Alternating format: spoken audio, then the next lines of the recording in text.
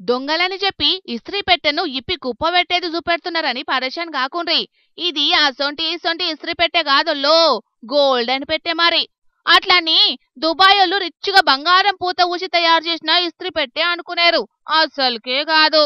కానీ బంగారు కడ్డీలను కడుపులో దాచుకొని విమానంలోచి హైదరాబాద్ లో ల్యాండ్ అయిన పుత్తడి పెట్టె.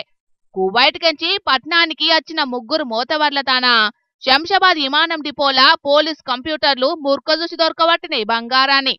3,36,00,000 విలువగల 3 కిలోల 380 గ్రాముల మేలిమి బంగారాన్ని ముగ్గురు బడివేగాలు ఏడో కంటికి తెలవకుండా దాటియే చూసిండ్రట. కంప్యూటర్లు కయ్యి మొత్తుకునేటాలకు ఇప్పుడే ఏం పోతారని పక్క కాపిండ్రు విమానం డిపో పోలీసులు. పట్నంలా 1000-2000 పెడితే ఇంతకు మించిన ఇస్త్రీ పెట్టెలు దొరుకుతాయి. మరి గాలి మోటార్లు తేవాల్సిన అవసరం ఏమున్నదని నిలదీస్తే ఈ పుష్పరాజుల బండారం బయటపడ్డది.